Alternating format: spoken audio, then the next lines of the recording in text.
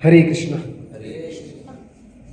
तो आप में से जितने भक्तों ने लास्ट टाइम यहाँ पर आए थे उनको पता है कि हमने लास्ट टाइम कौन सा श्लोक लिया था, 40वां नंबर लिया था। और आज हम लोग ले रहे 54। और उससे पहले आप सभी भक्तों का बहुत बहुत धन्यवाद जो इतनी ठंड के बावजूद आप यहाँ पर समय से पधारे हैं, क्योंकि बाहर कोहरा भी है, ठंड भी है, और उसके बावजूद आप लोग यहाँ पर आए, इसके लिए आप सभी का धन्यवाद। हम लोग अपने आप के लिए एक बार जोर से हरे कृष्णा महामंत्र बोलेंगे, ताकि अगर किसी को ठंड लग रही होगी तो इतनी तेज बोलेंगे तो ठंड लगेगी नहीं। हरे कृष्णा कृष्णा कृष्णा हरे हरे, हरे राम राम राम हरे हरे। तो यह जो श्लोक है भगवत गीता के दूसरे अध्याय का 54वां श्लोक, स्थित प्रज्ञस्य का भाषा समाधिस्थस्य केशव, स्थित घी किम प्रभाषेत किम आसीत व्रजेत किम। ये बहुत इंपॉर्टेंट श्लोक है भगवत गीता में। क्या आप जानना चाहेंगे क्यों? अगर ये श्लोक अर्जुन नहीं बोलते तो भगवत गीता इससे पहले वाले श्लोक पे खत्म हो जाती, क्योंकि भगवान ने इससे पहले सारी चीजें अर्जुन को समझा दी थी। अर्जुन को यह भी समझा दिया था कि अर्जुन तुम शरीर नहीं हो, आत्मा हो, युद्ध करने से तुम्हारा कोई नुकसान नहीं होगा। सब ज्ञान कृष्ण ने अर्जुन को दे दिया था, जो जो कृष्ण को अर्जुन को बताना था। पर इसके आगे और कितने चैप्टर हैं भगवत गीता में? और 16 चैप्टर आगे हैं। सोचिए अगर ये प्रश्न नहीं होता तो आगे के चैप्टर होते ही नहीं। तो ये किसकी इंटेलिजेंस थी? ये इंटेलिजेंस थी कृष्ण की। क्योंकि श्रील प्रभुपाद एक बात बताते थे सभी भक्तों को, सभी प्रचारकों को, सभी प्रचारकों का केवल एकमात्र कर्तव्य होना चाहिए। क्या कर्तव्य होना चाहिए? लोगों के अंदर डाउट को प्लांट करना। डाउट प्लांट करना मतलब लोगों के अंदर सबसे पहले ये जिज्ञासा जगाना कि वो ये जानने की कोशिश तो करे कि ये भक्ति है क्या। वरना सुनते सब लोग हैं। जब हम कहीं कहीं प्रवचन देने जाते हैं तो वहां पर सब बहुत ध्यान से सुनते हैं, और बाद में पूछा जाता है किसी का कोई प्रश्न है तो कोई प्रश्न नहीं होता, मतलब सब समझ गया। और भक्ति कोई करता है? कोई भी नहीं करता। तो इसके लिए कृष्ण इतने इंटेलिजेंट टीचर थे कि जब अर्जुन को समझा रहे थे, तो आज हम उन श्लोकों को देखेंगे कि किन श्लोकों को देख के अर्जुन के मन में ये प्रश्न आ गया। क्या प्रश्न आया अर्जुन के मन में? और देखिए प्रश्न भी अर्जुन क्या कर रहे हैं।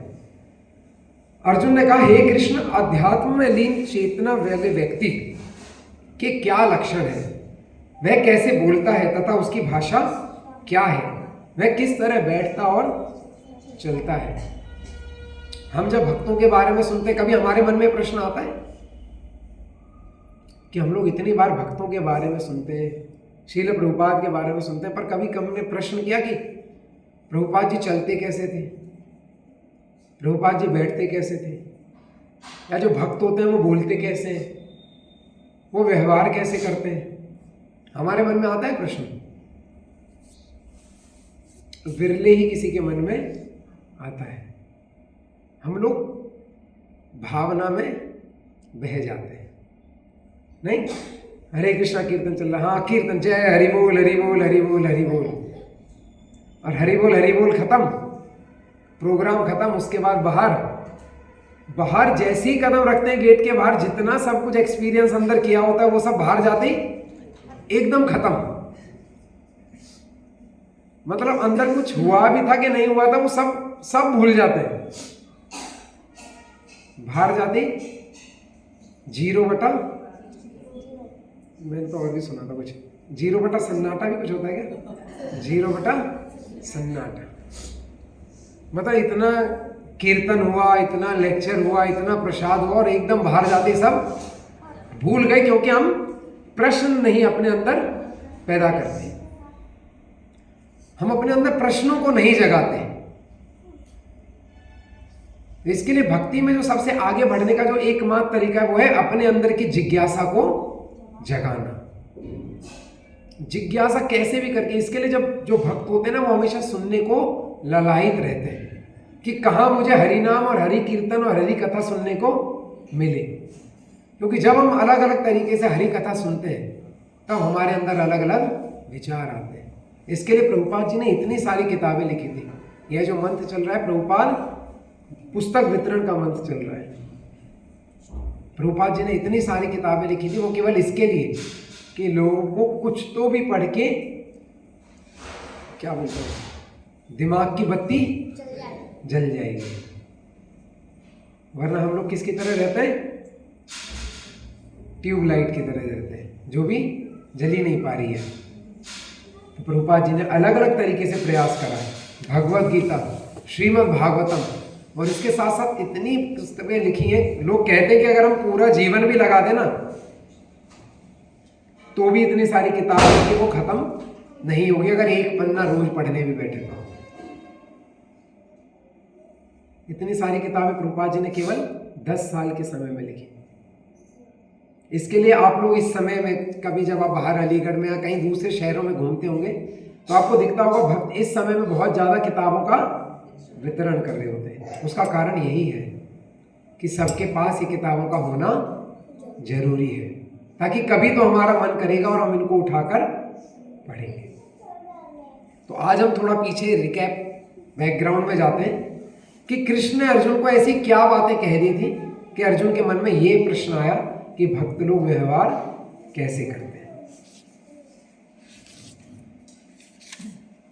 जैसे लास्ट टाइम जो प्रभु जी ने श्लोक लिया था वो था, नेहा विक्रमणा शस्ति प्रत्यवतो न विद्यते स्वल्पमप्यस्य धर्मस्य त्रायते महतो भवात्। इस प्रयास में ना तो हानि होती है ना ही ह्यास, अपितु इस पथ पर की गई अल्प प्रगति भी महान भय से रक्षा कर सकती है।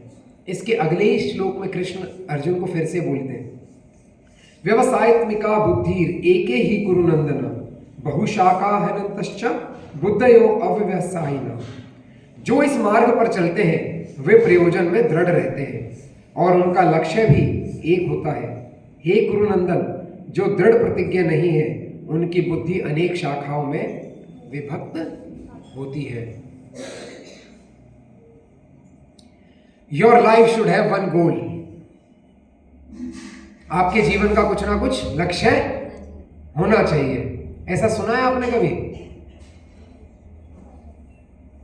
सुना है ना? हम इतने सारे मोटिवेशनल स्पीकर को सुनते हैं, वो सब यही बोलते हैं ना, जीवन का लक्ष्य जरूर बनाना चाहिए, जीवन का लक्ष्य ऊंचा होना चाहिए। हम सोचते हैं कितना अच्छा बोल रहा है, हम लोग उसके और वीडियो देखने लगते हैं। पर जब हमें भगवत गीता का 41वां श्लोक पढ़ते हैं तो देखते हैं भगवान ने ये बात 5000 साल पहले बोली है। क्या बात बोल रहे हैं भगवान? वे प्रयोजन में दृढ़ रहते हैं और उनका लक्ष्य भी एक होता है। स्टूडेंट को बोला जाता है ना कि आपको एक लक्ष्य रख के उसी को साधने का प्रयास करना चाहिए। ये बातें कोई नई नहीं है, ये सब ज्ञान लोग कहां से लेते हैं? भगवत गीता से।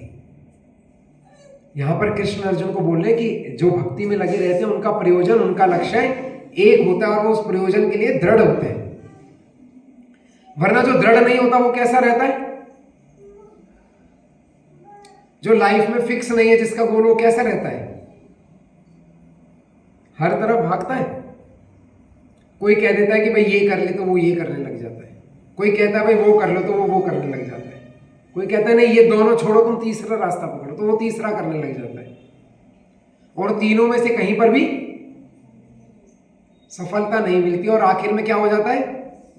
निराश हो जाता है। और फिर किसको गाली देता है? या तो भगवान को या दुनिया वालों को, कि इन सब ने ही मेरा बुरा करा है। और इन से सब जब बुरा कर रहे थे तो भगवान कहाँ थे? भगवान कहते मैंने तो 5000 साल पहले बोल दिया था, वो क्यों नहीं पढ़ा तुमने? भगवान ने तो बोला है ना कि क्या काम करना है? एक ही लक्ष्य पे दृढ़ रह के काम करना है। सबकी नहीं सुननी। इसी श्लोक में आगे आएगा कि किसकी सुननी होती है। जैसे यहां पर चैतन्य चरितामृत से एक श्लोक लिया गया है, श्रद्धा शब्दे विश्वास कहे सुदृढ़ निश्चय कृष्ण भक्ति केले सर्व कर्म कृत्य है। श्रद्धा का अर्थ है किसी अलौकिक वस्तु में अटूट विश्वास। जब कोई कृष्ण भावनामृत में कार्य में लगा होता है तो उसे परिवार, मानवता या राष्ट्रीयता से बंधकर कार्य करने की आवश्यकता नहीं होती। पूर्व में किए गए शुभ अशुभ कर्मों के फल को उसे सकाम कर्मों में लगाते हैं। जैसे इसमें जो वर्ड आया है वो क्या वर्ड आया है? श्रद्धा। आप में से कितने लोग भक्ति करना चाहते हैं? कोई करना चाहता है कि ऐसे ही किसी ने बुलाया था तो जबरदस्ती आ गए आज हम? किसी ने कह दिया था मंदिर बहुत अच्छा होता है, उसमें बहुत मजा आता है, कीर्तन होता है, इसके लिए आ तो गए पर अब हमें ऐसा लग रहा है हम फंस गए। ऐसा तो नहीं है? अच्छा, कोई बोलेगा भी नहीं है। अगली बार पता लगेगा कि आप में से कितने लोग दोबारा आए। तो कोई बात नहीं। तो यहां पर ये जो वर्ड है बहुत महत्वपूर्ण है, श्रद्धा। कहा जाता है अगर भक्ति की शुरुआत करनी है तो वो किससे होती है? श्रद्धा से ही होती है। अगर श्रद्धा नहीं है तो हम कुछ नहीं कर सकते। और यहां पर तो प्रभुपाद जी जब तात्पर्य लिख रहे हैं तो उसमें इतना लिख भी नहीं रहे कि ऐसी इसी मार्ग में श्रद्धा के उसमें श्रद्धा। क्या कहा है? श्रद्धा का अर्थ है किसी अलौकिक वस्तु में अटूट विश्वास। लोग कहते हैं, ये मुहावरा कभी सुना है? पत्थर पूजे तो राम मिले तो मैं पूजूं पहाड़। ऐसे कहते हैं ना लोग कि क्यों पूजने की जरूरत है इनको? पत्थर की मूर्ति बना दी कि पीतल की बना दी, तुमने तो कार्डबोर्ड की बना दी। कोई कह सकता है ना कि ये कोई ठीक है, हम तो पत्थर की मान लेंगे उसे, तुमने तो कार्डबोर्ड की मूर्ति बना रखी है, मतलब कुछ भी। हम कैसे मान लें? हम नहीं करेंगे पूजा। सुना ऐसा या नहीं सुना? कहते हैं ना लोग कि क्यों मैं पूजूं। फिर किसी बुद्धिमान व्यक्ति ने श्लोक भी रच दिया, पत्थर पूजे राम मिले तो मैं पूजूं पहाड़। आप लोग क्यों पूजते हो? फिर पूजा करते हो कि नहीं करते पहाड़ की? भगवान की आप इतने बड़े बड़े भी नहीं, इतने छोटे छोटे किसी के पास लड्डू गोपाल रहते हैं उनकी पूजा करते हैं। पर कैसे करते हैं? विश्वास से करते हैं, है ना? उनके ऊपर विश्वास है, उनके ऊपर श्रद्धा है। जय श्री श्री राधे श्याम सुंदर की। ये विश्वास ही है जो हमें भक्ति के पथ पर आगे बढ़ाता है। और यह विश्वास ही होता है जो हमें बुरे समय में कुछ गलत कार्य करने से रोकता है या बचाता है। क्योंकि जीवन हमेशा ऐसा सरल नहीं चलता है। अभी नुमाइश लगने वाली है कुछ दिन बाद, है ना? वहां पर अलग अलग झूले होते हैं ना। अगर झूला ऐसे सीधा सीधा चले कि भाई आप बैठे झूले में, वो ऐसे रोड पे सीधा गया, ऐसे मुड़ा और सीधा वापस ले आया, तो आप पैसे दोगे? कब पैसे दोगे? जब वो झूला थोड़ा टेढ़ा मेढ़ा हो, उसमें बैठने के बाद थोड़ा डर लगे, थोड़ा रोमांच पैदा हो, उसके बाद कहेंगे हाँ 100 रुपए के लायक तो था। और उसमें भी ऐसे अजीबो गरीब होते कि लोग 100 की जगह 150 भी दे देते, भैया मेरे को पूरा उल्टा कर दियो। उल्टा करके सीधा करियो और फिर उल्टा करियो। मतलब लोग पैसा किसके लिए दे रहे? उल्टा सीधा करवाने के लिए अपने आप को। क्योंकि उनके जीवन में किसकी कमी है? रोमांच की कमी है। उनको एक भाव चाहिए कि कैसे तो जीवन में ऐसा रोमांच पैदा हो कि जिसमें एक फील आए, थ्रिल आए। क्योंकि जीवन कैसा चल रहा है? सुबह उठना है, काम धंधे पे जाना है, अपना खुद का काम है तो किसी को सुनाना है, और खुद का नहीं है तो किसी की सुननी है, वापस आना है, घर वालों की सुननी है, घर वालों को सुनाना है, खाना खाना है, सोना और दोबारा से उठना है। तो जब ऐसे लोगों के जीवन में कुछ ऐसी नुमाइश लगती है ना, बहुत उत्साहित हो जाते हैं, रोज जाते हैं। आज बरूले खाएंगे, आज उस पे वो क्या रहता है, नाव में बैठेंगे, इसका कुछ और नाम रहता है, ड्रैगन, क्या बोलते हैं माता जी? बहुत सारे। फिर कोई जाइंट व्हील पे बैठेंगे तो रोज जाते हैं अलग अलग चीजों को फील करें, क्योंकि जीवन तो कैसा है, एकदम नीरस है। पर भक्तों का जीवन कैसा रहता है, एकदम रस से भरा हुआ रहता है। भक्तों को जरूरत नहीं पड़ती है कि ऐसा अलग से रोमांच पैदा किया जाए। जब कोई भक्ति में रहता है ना, जैसे हमारे रमाकांत प्रभु जी है, इनसे पूछ ले कोई कृष्णदास कविराज प्रभु जी से कि आपके जीवन में नीरस है कि कैसा है, जरा 15 मिनट इनके साथ बैठे हुए आपको पूरी कहानी बता देंगे। रोज एक अलग समस्या हो जाती है। कभी समर खराब हो गई, कभी लाइट चली गई, पर नहाना 4:30 बजे ही है, नहाना ठंडे पानी से पड़ जाएगा।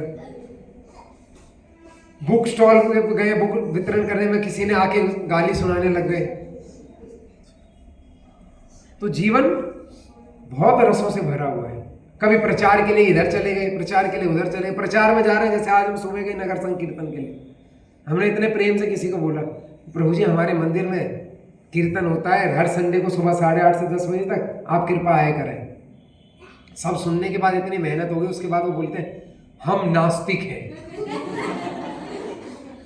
मैं कहा भैया पहले ही बोल देता तो मैं अपनी एनर्जी नहीं लगाता।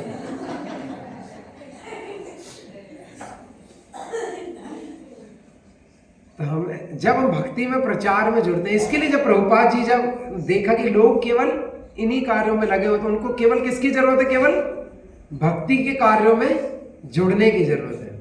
और जब भक्ति के कार्यों में जुड़ जाएंगे तो जीवन में कुछ बोरियत नहीं रहेगी। नहीं तो छोटे छोटे बच्चे होते हैं आजकल, खुद हमारा बच्चा है, वो कभी कभी बोल देता है पापा मैं बोर हो रहा हूं। कभी आप लोगों ने बचपन में बोला था अपने माता पिता से कि हम बोर हो रहे हैं? कभी नहीं बोला था, या बोला था? तो फिर मैं अलग बचपन में था। अच्छा, आप लोग थोड़ा उम्र का भी फर्क है। हमारा बचपन था वो 1987-88 के आसपास। तो जब हमारे पास इतनी टेक्नोलॉजी नहीं होती थी। आजकल बच्चे ज्यादातर किससे मनोरंजन करते हैं? फोन से करते हैं। और बच्चे अगर सुनने वाले तो बच्चों को कह दो बच्चों फोन बंद कर दो, फोन बंद कर देते हैं। फिर वो पूछते अब क्या करूं? पढ़ाई कर लो। अच्छा ठीक है, पढ़ाई खत्म, अब क्या करूं? खेल लो। क्या खेल लूं? खेलना तो कहां सीखा है? केवल फोन में। बाहर खेलने चले जाएंगे तो क्या करनी पड़ जाएगी? मेहनत। इसके लिए आप देखते होंगे कि जो हम लोग देखते हैं, जो ज्यादा ही क्लास वाले लोग हो जाते हैं ना, सोसाइटी में होता है ना ऐसे कि क्लास वाले लोग हैं, उनके बच्चों में ज्यादा समस्या है। क्योंकि जो अभी तक क्लास में नहीं पहुंचे वो बच्चे आप देखेंगे अभी जब आएंगे तो मार रहे हैं, धाड़ रहे हैं, खेल रहे हैं, कुछ भी कर रहे हैं। उनसे फोन छीन लिया तो उनके पास 100 चीजें करने को, और ऐसे बच्चों से फोन छीन लिया जाए तो फिर कुछ नहीं है जीवन में। फिर जीवन कैसा हो गया? नीरस हो गया। जीवन में हम क्या हो गए? बोर हो गए। ऐसा ही हमारा भी जीवन है। हमने अपने आप को इतना व्यस्त कर लिया है चीजों में कि जीवन में थोड़ा सा भी संकट आ जाता है तुरंत हम क्या करने लग जाते हैं? परेशान हो जाते हैं। अरे ये क्या हो गया? क्या वो संकट पहली बार आता है? क्या हमसे पहले किसी के जीवन में आया था? आया होगा। पर हमारे जीवन में आता है तो हम लोग कैसे परेशान हो जाते हैं, भयभीत हो जाते हैं।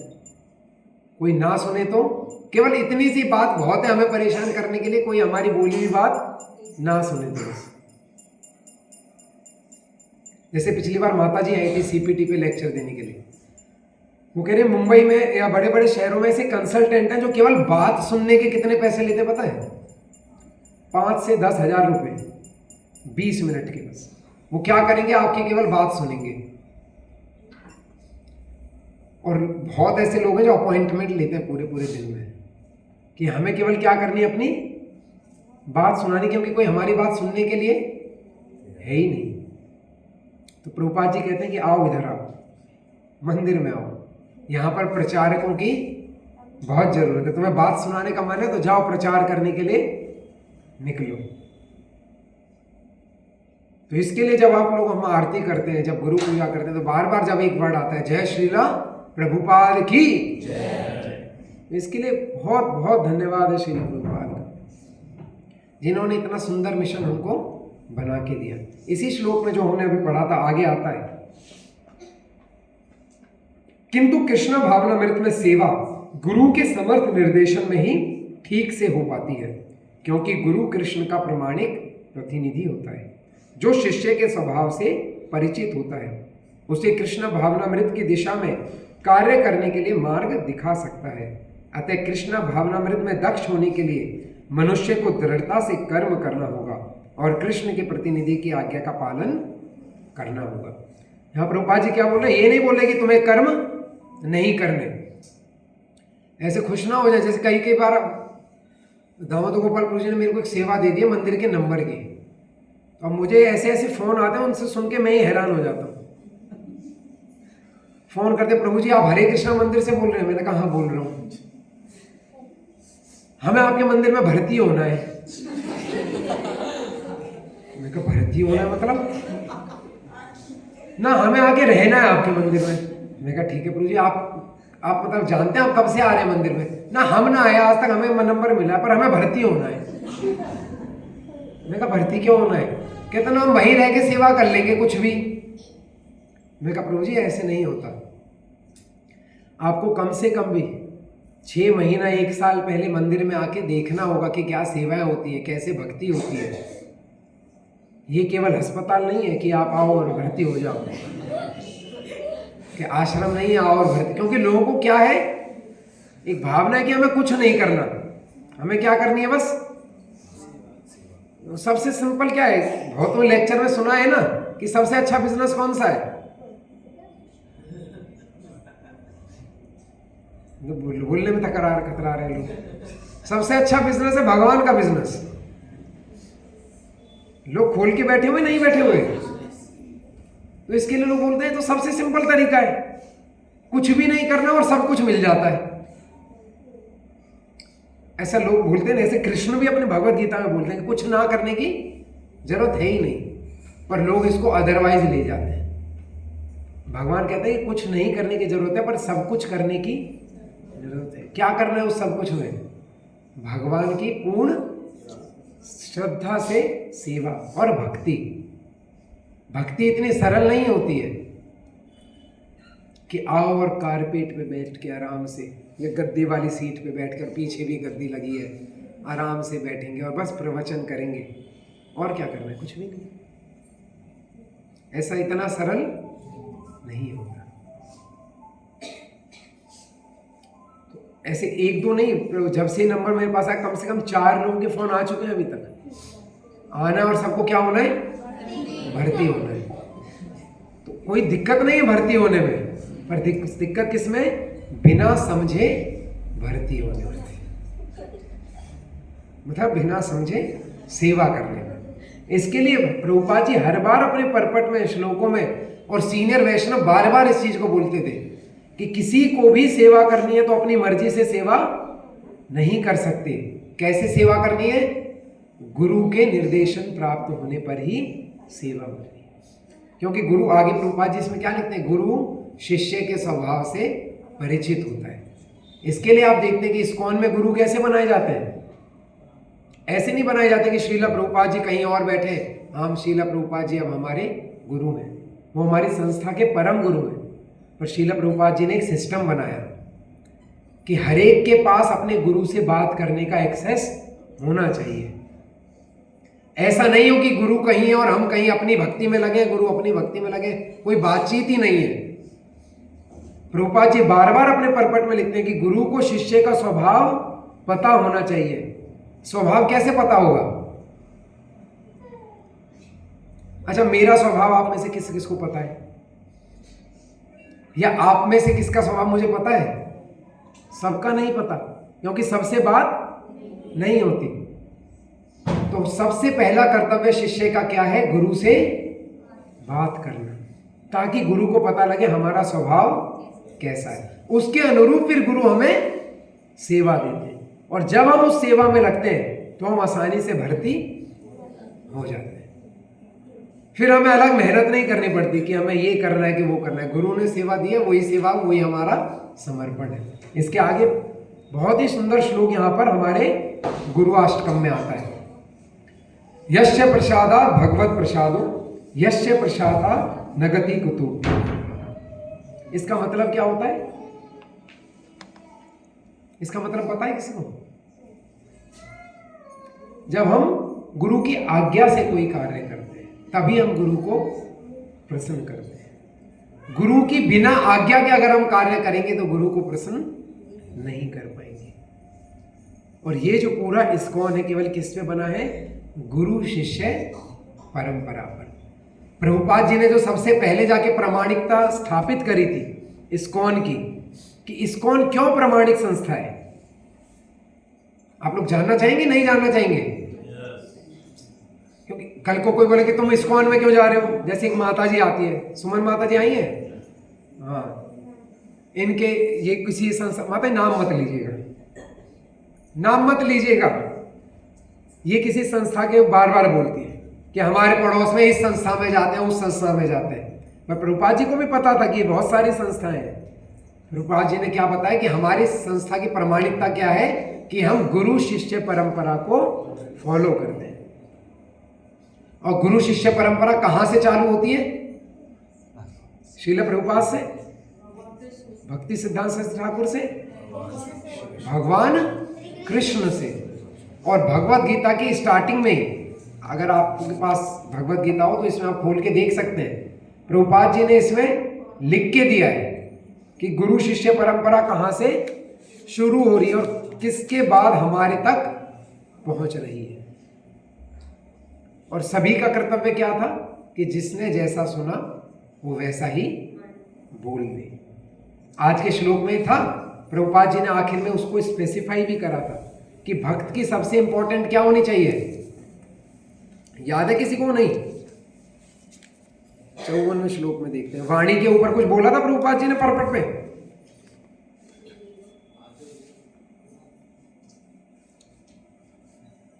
ये रहा, इन लक्षणों को भगवत गीता से जाना जा सकता है, किंतु सबसे महत्वपूर्ण बात यह है कि कृष्णा भावना भावित व्यक्ति किस तरह बोलता है, क्योंकि वाणी ही किसी मनुष्य का सबसे महत्वपूर्ण गुण है। इसके लिए कृष्णा भावना मृत में बोलने पे, वाणी पे सबसे ज्यादा जोर दिया जाता है। फिर आगे एक भगवान ने फिर अर्जुन को एक श्लोक बोला था जो सबसे फेमस श्लोक है भगवत गीता का, कर्मण्येवाधिकारस्ते मां फलेषु कदाचन मां कर्म फल हेतुर्भूर्मा ते संगोत्स्व कर्मणि। इसका अर्थ सबको पता है? अरे ये तो बहुत फेमस है। पहली लाइन का कर्मण्येवाधिकारस्ते, तुम्हें अपना कर्म करने का अधिकार है, किंतु कर्म के फलों के तुम्हें कोई अधिकार नहीं है। तुम ना तो कभी अपने आप को अपने कर्मों के फलों का कारण मानो, ना ही कर्म ना करने में कभी आसक्त हो। और इस श्लोक में बहुत इंपॉर्टेंट पॉइंट है, इसके लिए वही डिस्कस करेंगे सब। ये श्लोक काफी बार बोला जाता है, फिल्मों में बोला जाता है, कभी कभी स्कूलों की पट्टियों पे भी लिखा रहता है, कर्मण्येवाधिकारस्ते मां फलेषु कदाचन। या ये लाइन आप लोगों ने सुनोगी, तुम्हें बस अपने कर्म करो और फल की इच्छा मत करो। ये सुना है? तो ये इसी श्लोक का अर्थ है। भगवान अर्जुन को भी यही समझा रहे हैं कि तुम्हें अपने कर्म करने का अधिकार तो है, पर इससे फल पाने का अधिकार नहीं है। पर बाद में और कुछ भी समझा रहे हैं, तुम ना तो कभी अपने आप को अपने कर्मों का कारण मानो। तो भगवान एक और बात कह रहे हैं कि भाई ऐसा नहीं कि तुम्हारे कर्म से जो फल बन रहे हैं, ऐसा पूरा कारण तुम अपने आप को उसके लिए दोषी मत ठहराओ। क्योंकि जब हम सांसारिक जीवन में रहते हैं तो हम कर्म करके रहते हैं, बिना कर्म के रहते हैं? कर्म करते हैं ना। प्रभुपाद जी इसमें तात्पर्य में बहुत ही सुंदर लाइन लेते थे। यहां पर 3 विचारणीय बातें हैं। कर्म जिसको बोला जाता है स्वधर्म, विकर्म तथा अकर्म। इन तीनों का फर्क पता है? तीनों, क्योंकि अब जो हमने भगवत गीता को हम जिस प्रकार से हम आगे बढ़ा रहे हैं, हर बार हम लोग जो लेक्चर का टॉपिक लेंगे इसी प्रकार लेंगे कि हम एक अपनी समझ भगवत गीता पे डेवलप करते हुए चले जाएं। सभी श्लोकों में जो सभी एक अंडरस्टैंडिंग रहती है, कॉन्सेप्ट, एक कॉन्सेप्ट ये भी आता है कि भक्तों को क्या पता रहे ये तीनों का अंतर। किन तीनों का? कर्म, विकर्म और अकर्म। तो इसको ध्यान से सुनिएगा, ये जो पैराग्राफ लिखा हुआ है। कर्म वे कार्य हैं जिनका आदेश प्रकृति के गुणों के रूप में प्राप्त किया जाता है। अधिकारी की सम्मति के बिना किए गए कर्म विकर्म कहलाते हैं। और अकर्म का अर्थ है अपने कर्मों को ना करना। तीन चीजें समझे या नहीं समझे? समझ गए सब या दोबारा रिपीट करें? कर्म क्या है? वे कार्य जिनका आदेश प्रकृति के गुणों के रूप में प्राप्त किया जाता है, या जिसको बोला जाता है स्वधर्म, जिनका हमें, अच्छा प्रकृति के नियम क्या है? सिंपल सिंपल नियम। सुबह सोना चाहिए, रात को उठना चाहिए। नहीं? अच्छा सबको पता है, तो ठीक है। सुबह उठना चाहिए और रात को सोना चाहिए, ये सिंपल नियम है, सब फॉलो करते हैं? सब फॉलो नहीं करते। तो इन्हीं दो लाइन में यहां पर प्रभुपाद जी समझा रहे हैं कि ये बहुत ही सिंपल है, इसके कारण स्वधर्म बहुत कुछ होता है। जैसे सही रास्ते पर चलना, परिवार को सही दिशा और निर्देश और उनका देखभाल करना, ये सब हमारे स्वधर्म में आ रहे हैं। बुरे कार्य ना करना, शराब ना पीना, जुआ ना खेलना, मांसाहार ना करना, व्यभिचार ना करना, माला का जप को सब ना ही करना है, तो कुछ भी नहीं करना। ठीक है। तो कर्म स्वधर्म वो चीज है जो प्रकृति के गुणों के रूप में हमें निर्देश प्राप्त होते हैं। अब जो प्रकृति के गुणों को नहीं मानेगा, ये प्रकृति के गुण बनाए किसने? स्वयं भगवान ने बनाए। अगर हम प्रकृति के इन आदेशों को नहीं मानते तो हम किसकी अवहेलना कर रहे हैं? भगवान की। तो प्रभुपाद जी अगली लाइन में क्या लिखते हैं? अधिकारी की सम्मति के बिना किए गए कर्म विकर्म कहलाते हैं। कि जिस कार्य में अधिकारी लिखा है, जैसे अगर कोई संस्था है, वहां पर अधिकारी मना कर दे कि भाई ये कार्य नहीं करना है, और अगर कोई वही कार्य करे तो वो सही है या गलत है? कितना अच्छे से हमने बोला ना, गलत। पर हम कितने कोई कार्य करते हैं भगवान की सम्मति के बिना, या सारे कार्य भगवान की सहमति वाले करते हैं? कुछ करते हैं उनकी सहमति के बिना, तो वो सारे कार्य कैसे हैं? गलत। तेज बोले थोड़ा। वो सारे कार्य कैसे हैं? गलत। और उन्हीं को ही हम क्या कहते हैं? विकर्म। आगे प्रभुपाद जी क्या लिखते हैं? और अकर्म का अर्थ है अपने कर्मों को ना करना। अब ये दोनों सुनने के बाद कोई क्या कहेगा? भाई हम तो कंफ्यूज हो जाते हैं, हम कुछ भी नहीं करेंगे। तो फिर आगे क्या लिखा कर रहे हैं? भगवान ने अर्जुन को उपदेश दिया कि वह निष्क्रिय ना हो। निष्क्रिय मतलब पता है? निष्क्रिय मतलब क्रियाशील ना होना। क्रियाशील ना मतलब जैसे पंखा, अभी पंखा कुछ कार्य कर रहा है, कैसा है अभी? ये निष्क्रिय है। आप ऐसे रह सकते हैं? नहीं रह सकते ना। पर अर्जुन क्या कह रहा था भगवान से इन श्लोकों से पहले? कि मुझे निष्क्रिय बन के रहना है, मुझे कुछ नहीं करना। तो भगवान ने उसे वो सारे श्लोक बोले, जैसे नेहा विक्रमणास्ति, व्यवसायत्मिका बुद्धि जो हमने आज देखा, और फिर आपका कर्मण्यवाधिकार अस्ति, अपितु फल के प्रति आसक्त हुए बिना अपना कर्म करो। क्या भगवान ने लाइन बोली कि अर्जुन तुम्हें निष्क्रिय होने की जरूरत नहीं है, तुम्हें जरूरत है कर्म के फल की आसक्ति लिए बिना कर्म करना। कर्म फल के प्रति आसक्त रहने वाला भी कर्म का कारण है। इस तरह वह ऐसे कर्म फलों का भोक्ता होता है। जहां तक निर्धारित कर्मों का संबंध है, वह 3 उपश्रेणियों के हो सकते हैं: नित्य कर्म, आपातकालीन कर्म तथा इच्छित कर्म। नित्य कर्म फल की इच्छा बिना शास्त्रों के निर्देशानुसार सतोगुण में रहकर किए जाते हैं। ये जो हमने चर्चा करी, सुबह उठना, परिवार को संभालना, ये सब किस में आते हैं? नित्य कर्म में आते हैं। फल युक्त कर्म बंधन के कारण बनते हैं, अतः ऐसे कर्म अशुभ होते हैं। रूपा जी ने अगली लाइन में क्या लिखा है? जब हम सतोगुण में रहकर ये सारे कार्य करते हैं, तो ये कार्य हमारे किसके कारण बन जाते हैं? कर्म बंधन के। थोड़ा समझने की जरूरत है, थोड़ा बाद में इसको लाइट कर लेंगे। थोड़ा इंपॉर्टेंट कॉन्सेप्ट है जो आपको समझना चाहिए। तो प्रभुपाद जी अब यहाँ पर बड़े ध्यान से क्या कहने की कोशिश कर रहे हैं कि जब हम कोई कार्य अच्छे भी करते हैं और अगर हम उसको फल की इच्छा के साथ कर रहे हैं तो वो हमें कर्म बंधन में बांध देता है। जैसे आपने देखा कि लोग प्याऊ लगाते हैं, पानी की टंकी कहीं लगवाते हैं, अगर वो बिना फल की इच्छा के करें तो इससे कोई हानि नहीं है। पर हम लोग क्या सोचते हैं कि अगर हम कुछ कार्य कर रहे हैं तो इसके लिए हमें कुछ अच्छा हो।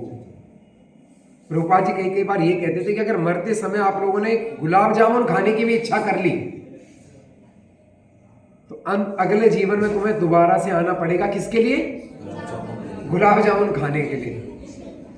और गुलाब जामुन मिलेगा कब? वो भी 1-1.5 साल बाद। बच्चा पैदा होते ही गुलाब जामुन मिल जाता है? पहले रोना पड़ता है, फिर वो सारे कर्म करने पड़ते हैं, उसके बाद कहीं तो जीवन में जाकर वो गुलाब जामुन मुंह में आता है। तो प्रभुपाद जी कहते थे अगर कुछ भी ऐसा इच्छा भी कर ली तो दोबारा आना पड़ जाएगा। और यहाँ पर तो और चीज बता रहे हैं प्रभुपाद जी कहते कि हम कोई भी कर्मों को अगर फल की इच्छा से करें, अपनी माला भी अगर हमने ऐसे कर ली ये इसके बदले में कुछ तो भी हमारे साथ अच्छा हो जाए, तो ये भी क्या है? कर्म उसके फल की इच्छा। और गुरु महाराज एक बहुत अच्छी बात बोलते हैं, भक्ति कैसी होनी चाहिए? निस्वार्थ, कि हमें कुछ भी एक कामना करनी चाहिए। और वो कामना किसकी करनी चाहिए? केवल कृष्ण प्रेम और भक्ति की। क्योंकि भक्त को इतना भी निराशीन होकर नहीं करना चाहिए कल से सब लोग कहीं परम भक्त बन जाएंगे और आके एकदम ऐसे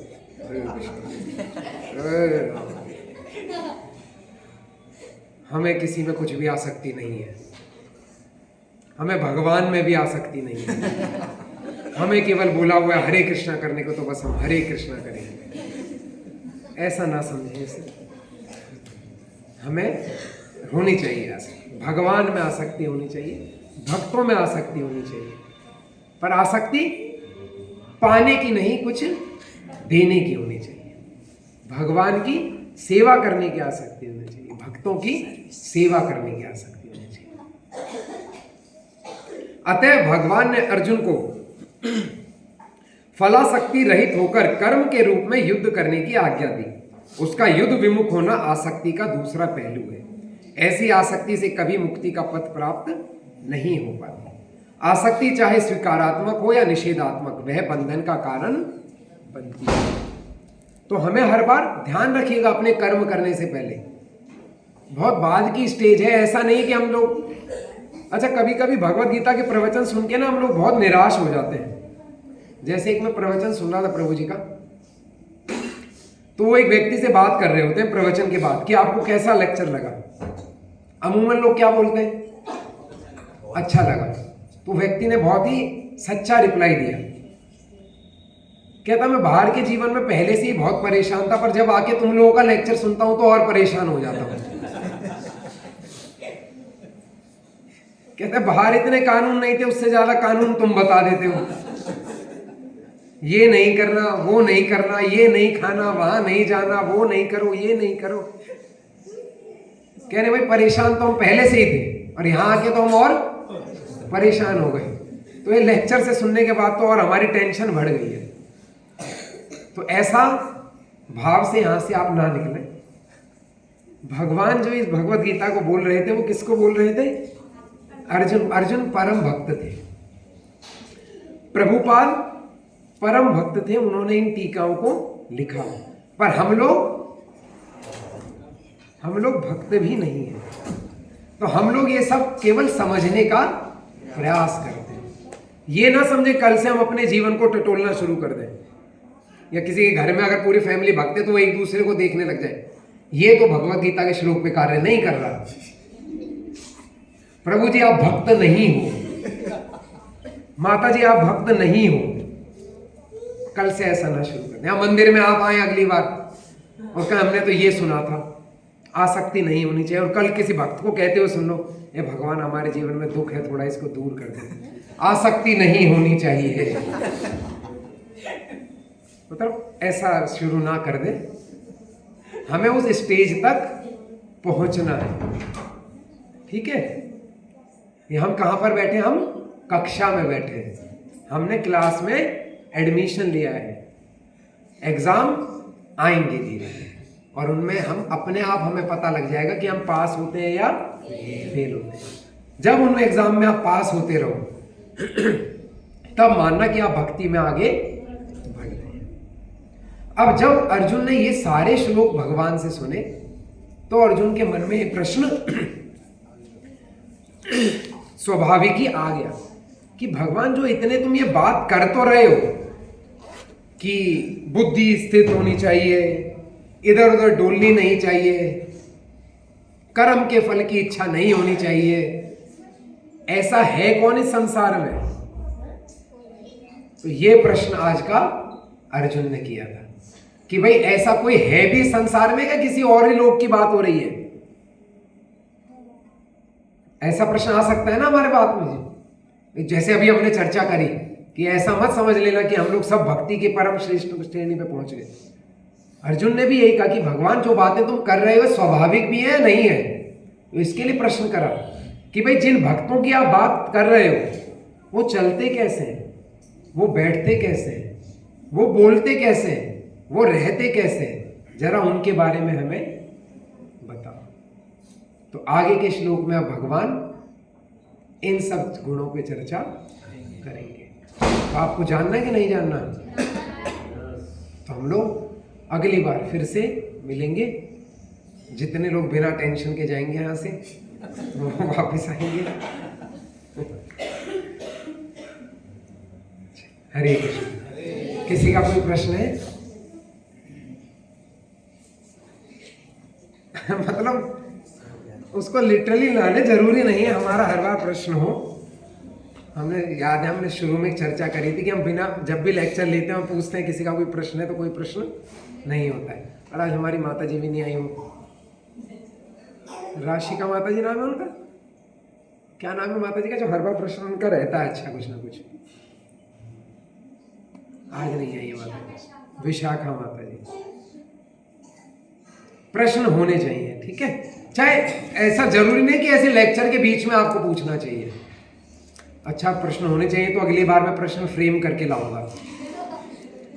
चैट जीपीटी पे जाऊंगा और कहूंगा ये श्लोक लेने वाले हैं, इस श्लोक पे प्रश्न बना के दो। कोई give me 10 beautiful question on Bhagavad Gita 2.54। फिर मोबाइल खोल लेंगे और लेक्चर, प्रभु जी ये प्रश्न है। ऐसा नहीं, आप वो प्रश्न लेक्चर के बाद भी कर सकते हैं या जब लेक्चर खत्म हो जाता है, जब आप प्रसाद लेते हैं।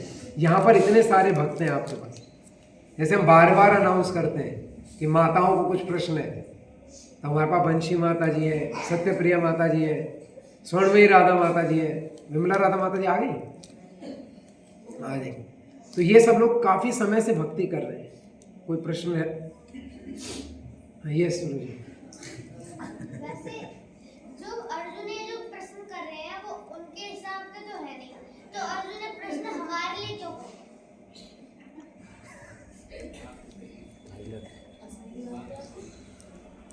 प्रभु जी का प्रश्न है कि जो अर्जुन ने ये प्रश्न कर रहे हैं वो उन पे तो पूरी तरह लागू भी नहीं हो रहे, क्योंकि कई बार अर्जुन के प्रश्न ऐसे ऐसे आएंगे हमें सोचने पे मजबूर होना पड़ता है कि अर्जुन भक्ति है कि कोई और है। तो प्रभुपाद जी बताते थे या आचार्य बताते हैं कि इन पुराणों में जो ये प्रश्न उत्तर चले, भगवत गीता में किस किस के बीच प्रश्न उत्तर हुए?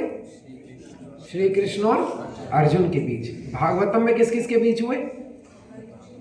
परीक्षित महाराज। और उसमें तो बहुत सारे प्रश्नों के अंदर प्रश्न और प्रश्नों के अंदर प्रश्न होते चले जा रहे हैं। तो ये प्रश्न जो होते हैं किसके लिए होते हैं? आने वाले समय के लिए। क्योंकि जब कोई एक इंटेलिजेंट इंसान प्रश्न करता है वो आने वाले पीढ़ियों के लिए एक मिसाल बन जाता है।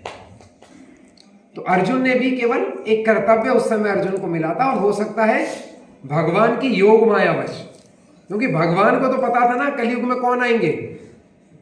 राधिका मोहन दास आएंगे, जिनको कुछ समझ नहीं होगी। तो वो कहां से समझेंगे? भगवत गीता से समझेंगे। तो भगवत गीता कब तक नहीं होगी? जब तक अर्जुन प्रश्न ना करे। तो भगवान ने किसको योग माया में फंसाया? अर्जुन को। हमारी तो लायकात नहीं थी ना महाभारत में होने की। हमारी वैल्यू कहाँ पर है? यहाँ कलयुग में।